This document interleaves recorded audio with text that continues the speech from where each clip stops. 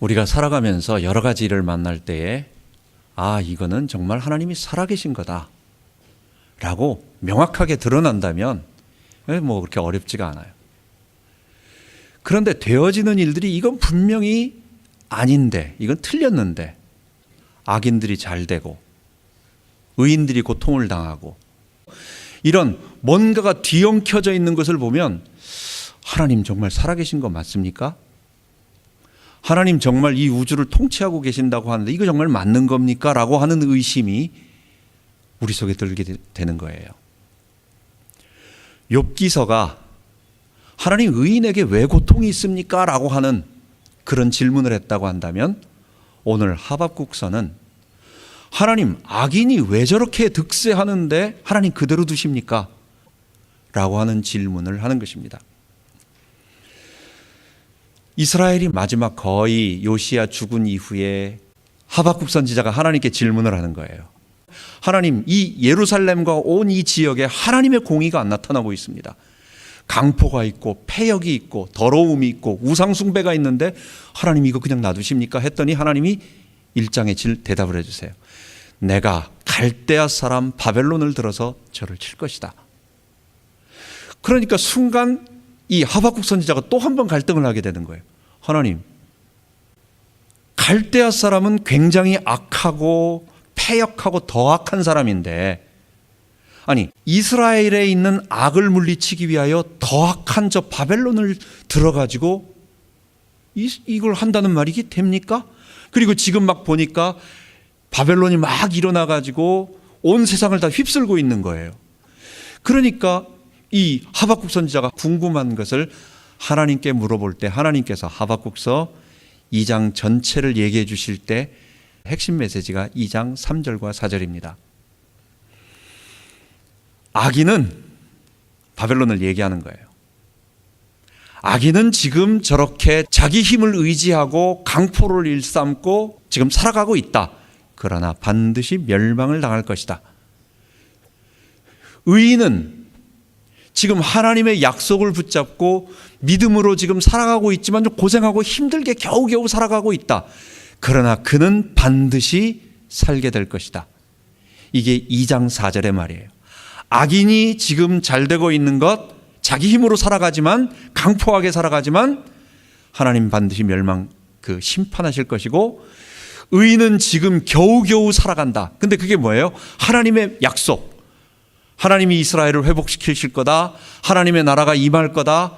더 크게 얘기한다면 십자가와 부활을 통한 메시아 왕국을 이 땅에 오실 거라고 하는 큰 그것 붙잡고 근데 그게 아직 다가오지 않았어. 지금 현재 실체는 뭐예요? 고통 중에서 그 바벨론에게 억압을 당하면서 힘들어하고 있어요. 믿음으로 근근히 버티면서 살아가고 있어요. 그러나 그는 반드시 내가 살릴 거다.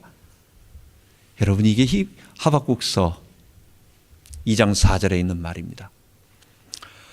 오늘은 종교개혁주일이에요.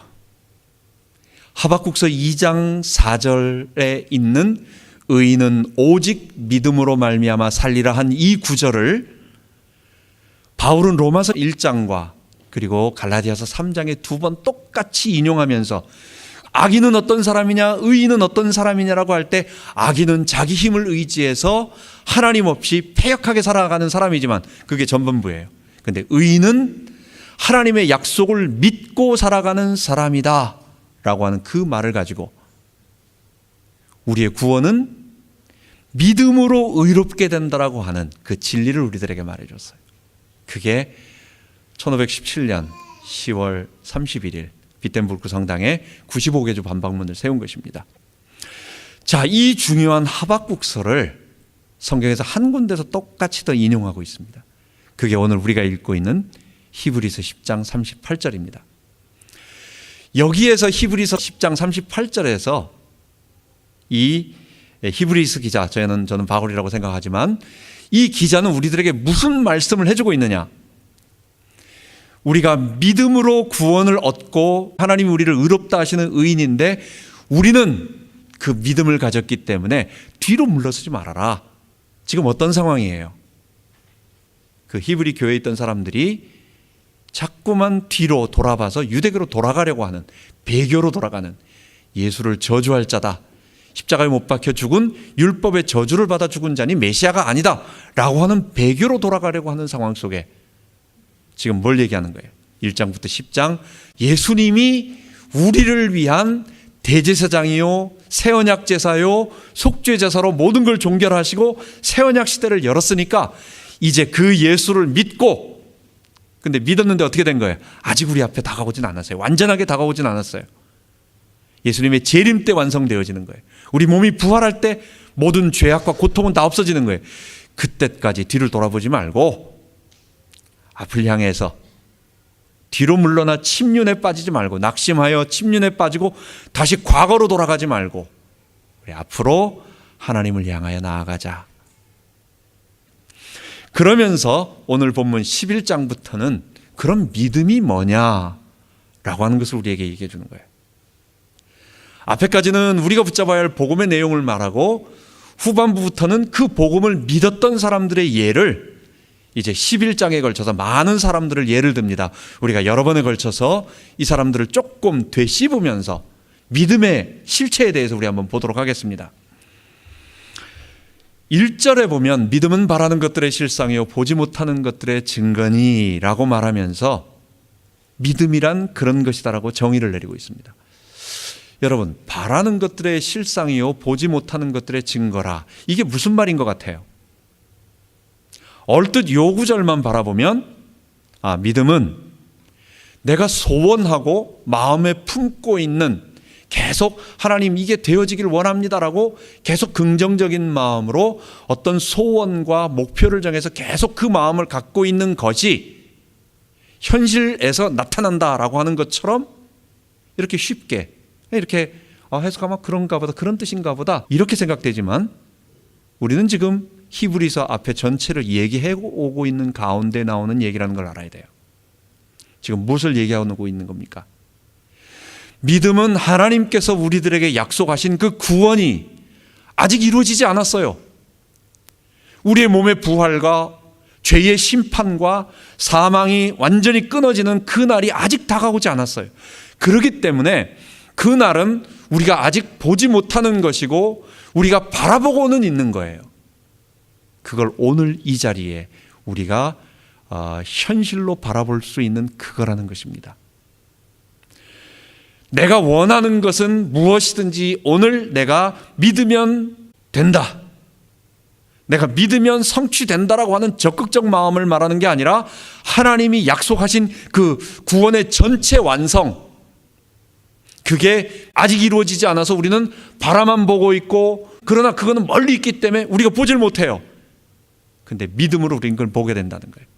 우리는 아직 거기에 안 가봤지만 예수님이 정말 오시면 그때 우리의 몸은 다 부활할 것이고 주님과 함께 부활한 모습으로 새하늘과 새 땅에서 이루어질 것입니다. 이거는요 반드시 그렇게 될 것입니다. 그 일을 우리가 아직 눈으로 이렇게 딱 보지는 못했지만, 그러나 그 말씀의 실체를 통해서 그때 이루어질 일들이 이렇게 될 것이다, 새하늘과 새 땅이 이러면 일어날 것이다, 이런 일이 우리가 그렇게 변화될 것이다 라고 하는 것을 오늘 본다란 말이에요. 오늘 우리 손으로 잡아볼 수 있다란 말이에요. 이게 바라는 것들의 실상이요 보지 못하는 것들의 증거라는 얘기입니다. 믿음의 선진들, 우리 앞섰던 믿음의 사람들, 성경에 나오는 위대한 믿음의 위인들과 교회사에서 함께 우리 앞서서 갔던 유명한 믿음의 사람들, 전부 다 이 믿음을 가졌다라는 얘기입니다. 십자가와 부활을 통해서 예수님을 주인으로 모셔서 하나님의 백성이 되었어요. 그걸로만 끝난 게 아니라 그 하나님 백성 됨은 뭘 얘기하는 거예요? 오늘 성령으로 우리가 살아감, 그리고 미래에 우리가 이루어질 새하늘과 새 땅 모든 것을 전부 바라보게 만드는 거예요. 믿음의 사람들은 그것을 바라보고 살아갔다라는 것입니다. 여러분, 우리와 똑같아요. 그 사람들도 우리와 똑같았다라는 거예요. 보지 못하는 것, 우리에게 말씀을 주셔서 우리가 바라고 있는 그것을 믿음으로 미래의 일들을 소망하고 오늘 이 자리에 있는 것처럼 믿고 바라보고 앞으로 나아간 사람들이라는 거예요. 그 증거를 지금부터 계속 된다는 얘기예요. 여러분, 3절에는 믿음으로 모든 세계가 하나님의 말씀으로 되어진 것을 우리가 아나니 보이는 것은 나타난 것으로 말미암아 된 것이 아니니라. 3절의 말씀을 보면 이번에는 과거의 사실을 얘기해요. 여러분, 하나님께서 천지를 창조하실 때에 여러분 그 옆에 있었습니까? 우리는 없어요. 그런데 하나님이 천지를 창조하셨어요. 그리고 나서 그 사실을 어떤 믿음의 사람들에게 전달해 주었고 계시를 보여줬고 그 계시를 우리들에게 전달해 줬어요. 우리는 우리가 가볼 수 없는 과거의 사실을 우리들에게 전달해 준 신실한 약속을 듣고 그것을 내가 받아들이면 그 사실이 뭐예요?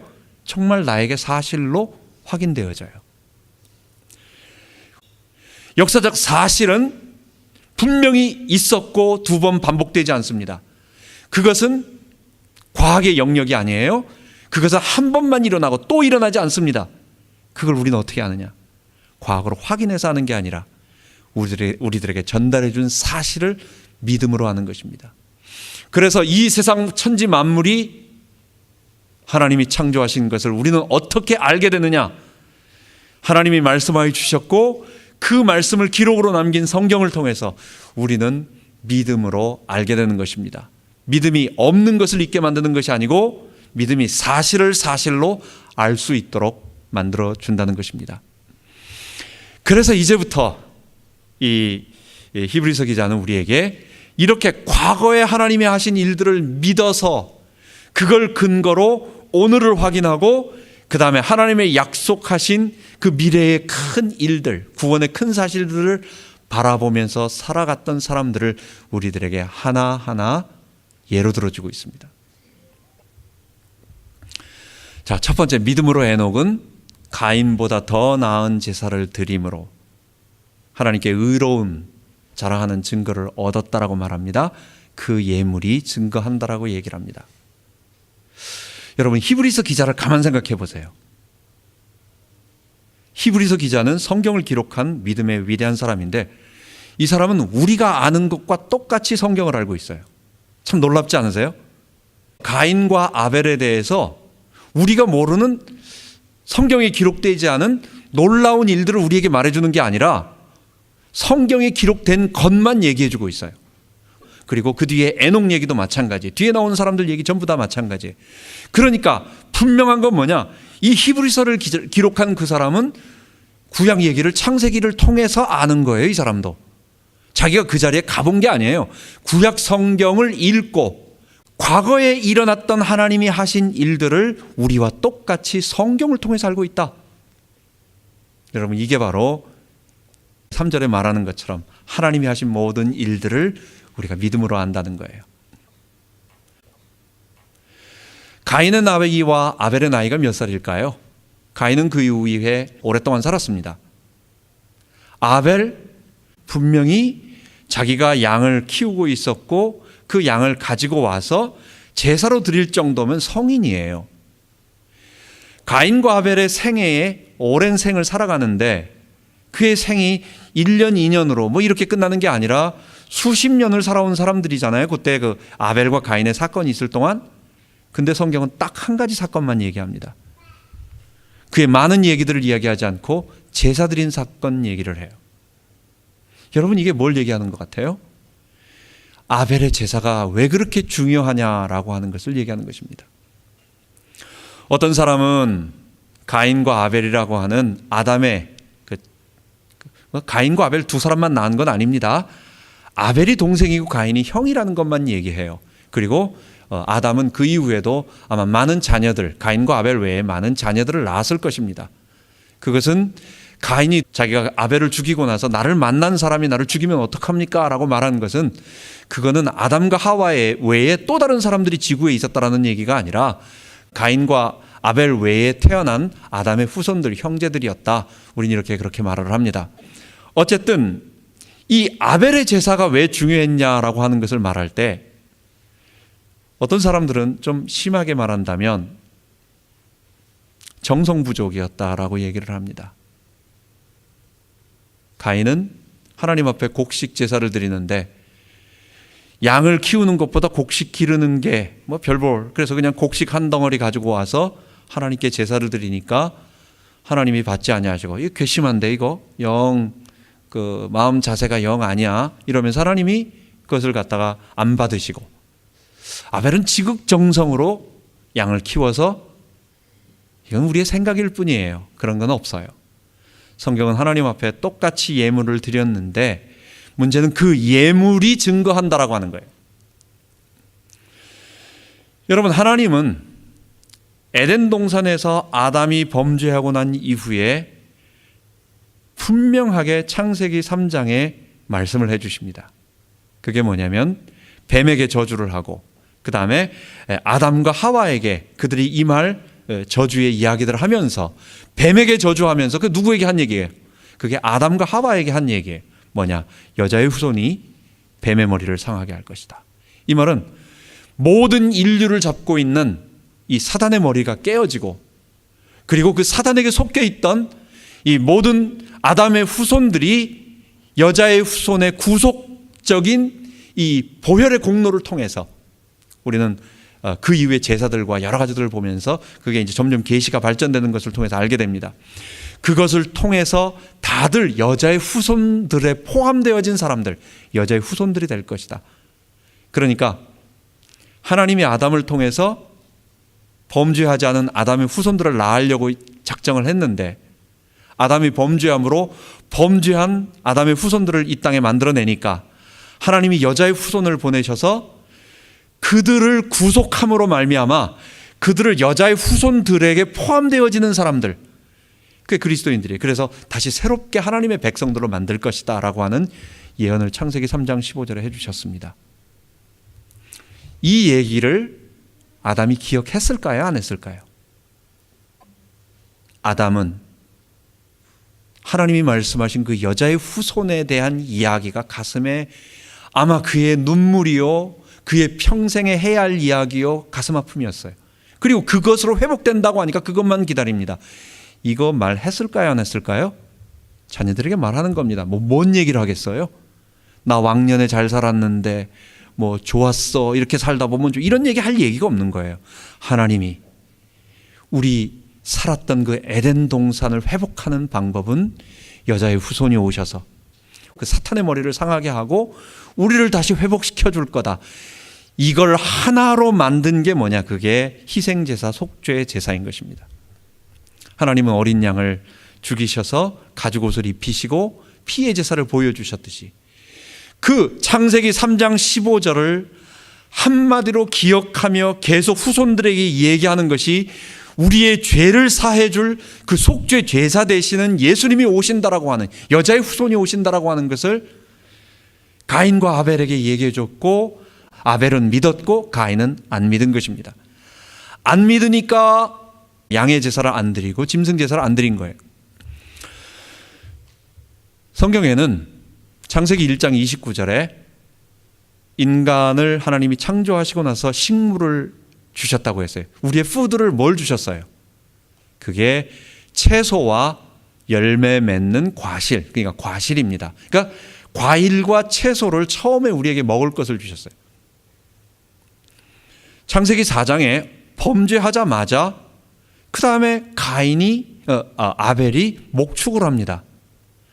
인간에게 고기를 먹도록 육식을 허용한 것은 창세기 9장 3절이에요. 노아 홍수 일어나고 나서 다 범죄로 다 죽고 나서 그 다음에 이제 너희들 고기를 먹어도 좋다. 그러나 피채는 먹지 말라고 말했어요. 아직 아벨 이후에 한참 뒤의 얘기예요. 여러분, 그러면은 아벨은 왜 목축을 했을까요? 여러분, 목축하는 이유가 뭡니까? 우유 먹기 위해서. 양털? 가죽? 혹시 고기 먹지 않는다면 무슨 우유를 마시고 무슨 뭘 하겠어요? 왜 아벨이 그 먹지 않는 그 양의 그것들을 준비했느냐? 우리는 그것이 하나님의 희생제사, 그것만 해야 된다는 얘기가 아니라 그것을 중심으로 그것을 양을 잡을 준비를 하고 했던 모든 것이 목축을 시작했다라는 얘기예요. 그래서 아벨은 하나님의 언약을 아담을 통해서 말씀한 그 속죄 제사 그 방식으로 이루어지는 여자의 후손이 오실 것을 언약을 약속을 분명히 믿었다. 그 믿음은 그 행동이 어떻게 나타나겠어요? 그 제사를 드리는 거예요. 그 예물이 그가 가지고 있는 믿음이 올바랐다라고 하는 것을 증거하는 것입니다. 양의 제사를, 짐승의 제사를 피를 흘려 속죄 제사를 드리는 방법. 여러분, 이 피의 제사를 드리는 것은요, 좀 그렇게 좋은 방법처럼 보이지 않기 때문에 자발적인 상태에서 사람들이 제사를 드리는 방법은 말해주지 않으면 내가 좋은 것을 드리고 내가 가지고 있는 무슨 재물을 드리고 먹을 것을 드리고 뭐 꽃을 드리고 이렇게 기분 좋게 만들지, 하나님께 드리라고 하면 그런 것 드리지, 짐승을 잡아서 피를 흘리고 죽이는 이런 일을 의도적으로 할 수는 없는 거예요. 무슨 사람이 잔혹하고 무슨 뭐 죽이는 게 재밌겠습니까? 이거는 하나님이 그렇게 하라고 한 그것 때문에 하는 것입니다. 속죄 제사는 저절로 자생적으로 생기는 게 아니에요. 하라고 하니까 하는 것입니다. 아벨이 믿음으로 하나님 앞에 그 미래에 이루어질 하나님의 약속 그리스도를 바라보면서 그의 삶은 어땠을까요? 오늘의 삶은 어려웠어요. 땅에 엉겅퀴를 내고 수고하며 먹어야 하는 그 상황. 아벨은 굉장히 어려운 삶을 살고 힘든 삶을 살고 어려웠을 것입니다. 그런데 그는 하나님의 이 약속을 붙잡고 언젠가 우리를 구원하실 그 그리스도가 오신다라고 하는, 그 당시에는 그리스도는 단어는 잘 몰랐겠죠. 그러나 그 여자의 후손, 우리를 구속하실 그 뱀의 머리를 상하게 해서 우리를 다시 하나님 나라 백성으로 만들어 주실 그 일을 올 거다. 그것 붙잡고 힘들지만 살아갔어요. 그게 믿음의 삶이었다는 거예요.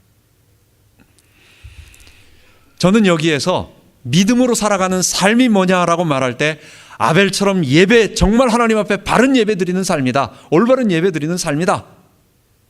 좀 더 말한다면 한 번 하나님 앞에 제대로 드린 예배, 그러니까 우리는 오늘로 적용해 본다면 주일 예배 드리는 삶이다. 이렇게 좀 더 그냥 우리에게 적용해서 해봤어요. 하나님께 올바른 예배를 드리는 것은 무엇이냐? 요한복음 4장에 예수님께서 사마리아 여인에게 말씀하십니다. 사마리아 여인이 어디서 예배 드리는 게 옳겠습니까? 우리는 사마리아 산에서 예배를 드리는데 유대인들은 저기 예루살렘에서 예배 드리라고 합니다. 예수님은 뭐라고 말하죠? 여기다 저기다 드리는 것이 아니라 메시아가 와서 너희들에게 하나님의 진리를 가르치고 너희들이 예배 드릴 수 있도록, 영과 진리로 드릴 수 있도록 해주겠다. 하나님은 영과 진리로 드리는 그런 예배를 하는 참된 예배자를 찾으신다. 그러니까 지금 무슨 얘기하고 있는 거예요? 사마리아 여인에게 하나님이 찾으시는 참된, 오늘 우리가 드리는 참된 예배가 있는데 성령과 진리를 드리는 예배다. 이거는 어느 문맥에서 하는 말이냐? 예레미야 31장, 우리 지난번에 했던 그 예배, 그 새 언약을 예언을 얘기하시면서 내가 그 새 언약을 이 땅에 성취하는 자다라고 하는 그것을 말씀하시면서 결국 새 언약이 이 땅에 이루어졌을 때 내가 와서 성령으로 너희들과 함께하며 그리고 너희들에게 바른 진리를 가르치며 내가 그리스도의 말씀과 그리고 그리스도의 진리로 너희를 거룩해 해서 너희들이 하나님 백성 되게 해서 하나님 앞에 드리는 예배를 드릴 것이다. 그게 하나님이 원하시는 참된 예배라고 하는 것입니다. 여러분, 우리 삶에서 이런 예배를 드려야 되겠습니다. 참된 예배를 드려야 되겠습니다. 예수님께서 우리 안에 성령으로 들어오셔서 우리를 통치하시고 우리에게 그 구원의 진리를 가르쳐 주시고 우리가 그 안에서 하나님의 백성으로 자유케 되고 우리가 하나님을 우리 아버지로 모실 수 있게 되었다라는 것입니다. 하나님은 이 진리를 체험한 사람들이, 좀 더 말한다면 십자가와 부활을 체험한 사람들이 십자가와 부활의 메시지 안에 거하면서 그 진리 가운데서 거하는 예배를 받으시고 찾으신다는 것입니다. 여러분, 우리 예배가 바로 이런 예배가 되기를 원하고 저는 이런 예배를 드리려고 계속 말씀을 전하고 있습니다. 그래서 십자가와 부활에 참여하여 영과 진리로 드리는 예배입니다. 마지막으로 우리 이 말씀들을 우리에게 적용하도록 하겠습니다. 믿음의 사람들을 따라서 아벨도 하나님께 의롭다 하는 자라고 하는 그런 칭송을 받았지만, 이 사람도 우리와 똑같은 사람이었다는 거, 과거 하나님이 이루신 일 못 받고 미래에 되어질 일 약속으로만 받았지만 아직 실체로 보지 못했다라는 거, 믿음으로 붙잡고 오늘 이 순간을 살아갔다라는 것입니다. 믿음이 없이는 기쁘시게 못하나니 하나님께 나아가는 자는 반드시 그가 계신 것과 또한 그가 자기를 찾는 자들에게 상 주시는 이심을 믿어야 할지니라. 이 순간 우리의 살아가는 삶은 뭐냐? 믿음으로 살아가는 삶이에요. 그리고 그 하나님은 우리에게 벌 주시려고 방망이를 깎고 기다리신 분이 아니에요. 회초리를 지금 깎고 오기만 해라고 그러시는 분이 아니에요. 아들 예수 그리스도를 우리에게 보내주셔서 우리를 구원하신, 우리를 사랑하시는 분이에요. 그렇기 때문에 하나님, 예수님을 통해서 하나님을 만난 사람은 하나님께 나아가는 것을 기뻐하고 즐거워하고, 그리고 그 소망의 날을 바라보면서 하나님이 우리에게 주실 것을 기대하며 기뻐하며 한 걸음 한 걸음 나아갑니다. 하나님 그걸 원하신다는 거예요. 여러분, 우리 그런 믿음을 가지고 하나님께 나아가는 우리 되기를 바랍니다. 그러면서 하나님 앞에 참된 예배를 드린 것, 여러분, 우리가 주일 예배를 소중하게 여겨야 되겠습니다. 하나님의 말씀이 선포되어지고 또 하나님이 우리 가운데 영으로 임재하시는 이 놀라운 사건, 하나님은 지금 우리에게 말씀을 통해서 역사해 주십니다. 그리고 그 말씀이 바로 진리입니다. 진리는 내가 이게 옳으냐 저게 옳으냐 그런 걸 보는 게 아니라, 진리는 뭐냐? 하나님이 우리들에게 말씀해 주시는 것이 진리예요. 사람들이 내 판단에 맞춰서 이거는 이거에 합쳐서 맞다, 1 더하기 1은 2니까 진리다, 성경에서 말하는 진리는 그 진리가 아니에요. 우리를 자유케 하는 진리, 죄로부터 벗어나는 진리, 그리고 하나님과 나를 아는 진리, 성경이 말하는 이 구원 계시를 말해요. 하나님의 구원 계시, 어떤 사람들은 하나님, 내가 지금 힘들어요, 나 문제 많아요, 이 문제를 좀 해결했으면 좋겠어요. 사실 우리 다 문제 때문에 성경을 읽습니다. 그러나 하나님의 말씀은 우리에게 그것을 말해주지 않습니다. 하나님의 말씀은 우리들에게 내가 가지고 있는 작은 문제에 대한 조그마한 답을 하나씩 주려고 하지 않고, 그건 다들 미봉책이고, 그거는 어떻게 소가 뒷다리 치고 가다가 뭐 하나 걸렸는데 그게 그냥 딱 맞은 거 같은 그런 거예요. 주님은 우리들에게 어떤 답을 주시냐? 한 가지 답을 주세요. 만 가지 문제가 있어도 딱 한 가지 주세요. 하나님, 나 이거 필요합니다. 이게 뭡니까? 이것을 성경을 통해서 가르쳐 주세요라고 물어볼 때 하나님은 아무 소리 안 하시고 딱 한 가지만 말해줍니다. 하나님은 누구시고 너는 누구냐? 그리고 너의 죄, 이 죄로 인하여 이 땅에 온 고통 문제를 그리스도께서 해결해 주셨다. 그리고 그 구원을 하나님께서 지금 이루어 가시는데 미래의 부활의 날에 완전히 이루어질 거다. 이 구원의 진리, 즉 하나님 안에서 나를 발견하면 내가 지금 가지고 있는 모든 문제가, 고민하고 있는 문제가, 실제로 당하고 있는 모든 문제가 그때 해결되는 거예요. 이게 너무 큰 답인 것 같아가지고 좀 이게 잘 안 되는 것 같지만, 여러분, 성경을 갖다가 점쟁이 답 주는 것처럼 자꾸만 그렇게 찾아가지 마세요. 하나님은 이 땅의 문제, 인간의 본질, 그리고 그리스도께서 오심, 하나님 나라, 새하늘과 새 땅, 이 안에 여기에 완전히 거하게 되면요, 여러분이 가지고 있는, 제가 가지고 있는 문제, 어렸을 때부터 우리 죽을 때까지 우리는 수없이 많은 문제를 그때마다 다 넘어갑니다. 이 예수 안에서 내가 누군지 그걸 알게 되니까요, 우리 인생의 모든 만 가지 문제, 내가 느껴야 앞으로 주님 오실 때까지 느낄 만 가지 문제들이 다 해결돼요.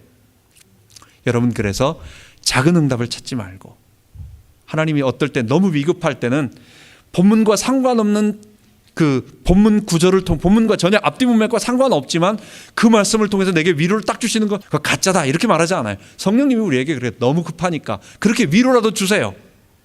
그렇지만 그런 그 쪽집게시 그런 식으로만 찾으면 안 되고, 하나님의 말씀이 말하고 있는 큰 이 구원 계시 속에 들어가 버리면, 그러면요, 이제는 진리를 찾아서 헤매이지 않고 어떤 문제가 와도 그 안에서 내가 행복하고 이길 힘을 얻게 되고 찾게 되는 것입니다. 그게 바로 십자가와 부활의 진리인 것입니다.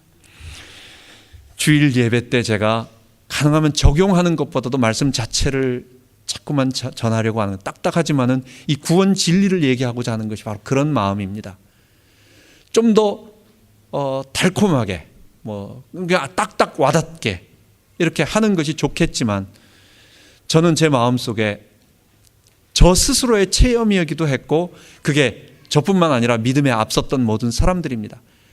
재미없는 것 같지만 십자가와 부활의 진리 안에 들어가서 하나님의 구원 계획 안으로 들어가 버리면 여러분이 앞으로 만나게 될 수만 가지라 할지라도 그 답을 모두 얻게 되고 이기게 되어 있어요. 그 진리를 체험하고 우리가 그 진리 안에서 거하기를 원합니다. 믿음으로 주일 예배 속에서 우리가 계속해서 이 예배 안으로 들어가고 믿음으로 살아가는 우리 되기 바랍니다. 기도하겠습니다.